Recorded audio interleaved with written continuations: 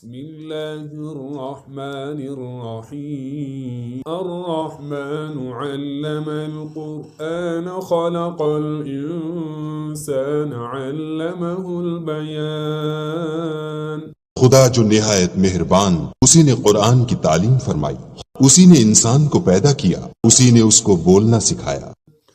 الشمس والقمر بحسبان والنجم والشجر يسجدان سورج اور چاند ایک حساب مقرر سے چل رہے ہیں، بوٹیاں اور درخت سجدہ کر رہے ہیں۔ والسماء رفعها ووضع الميزان ألا تطغوا في الميزان اور اسی نے آسمان کو بلند کیا اور ترازو قائم کی کہ ترازو سے تولنے میں حد سے تجاوز نہ کرو۔ وَأَقِيمُوا الْوَزْنَ بِالْقِسْطِ وَلَا تُخْسِرُوا الْمِيزَانَ وَالْأَرْضَ وَضَعَهَا لِلْأَنَامِ فِيهَا فَاكِهَةٌ وَالنَّخْلُ ذَاتُ الْأَكْمَامِ اور انصاف کے ساتھ ٹھیک تولو اور تول کم مت کرو، اور اسی نے خلقت کے لیے زمین بچھائی، اس میں میوے اور کھجور کے درخت ہیں جن کے خوشوں پر غلاف ہوتے ہیں۔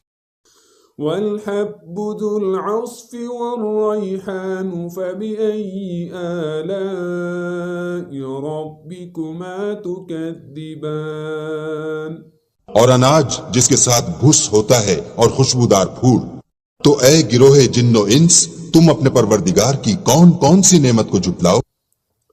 خلق الإنسان من صلصال كالفخار وخلق الجن من مارج من نار اسی نے انسان کو ٹھیکرے کی طرح کھن کھناتی مٹی سے بنا اور جنات کو آگ کے شعلے سے پیدا کیا۔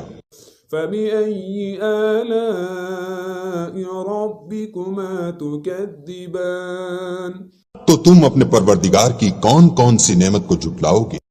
رب المشرقين ورب المغربين فبأي آلاء ربكما تكذبان وہی دونوں مشرقوں اور دونوں مغربوں کا مالک، تو تم اپنے پروردگار کی کون کون سی نعمت کو جھٹلاؤ گے؟ مرج البحرين يلتقيان بينهما برزخ لا يبغيان فبأي آلاء ربكما تكذبان اسی نے دو دریا رواں کیے جو آپس میں ملتے ہیں، دونوں میں ایک آڑ ہے کہ اس سے تجاوز نہیں کر سکتے، تو تم اپنے پروردگار کی کون کون سی نعمت کو جھٹلاؤ گے؟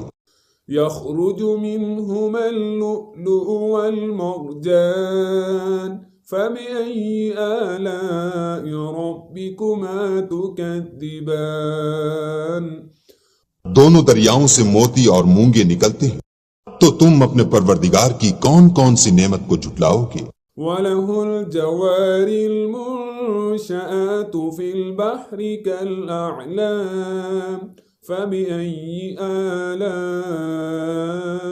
رَبِّكُمَا تُكَذِّبَانِ اور جہاز بھی اسی کے ہیں جو دریا میں پہاڑوں کی طرح اونچے کھڑے ہوتے ہیں، تو تم اپنے پروردگار کی کون کون سی نعمت کو جھٹلاؤ گے؟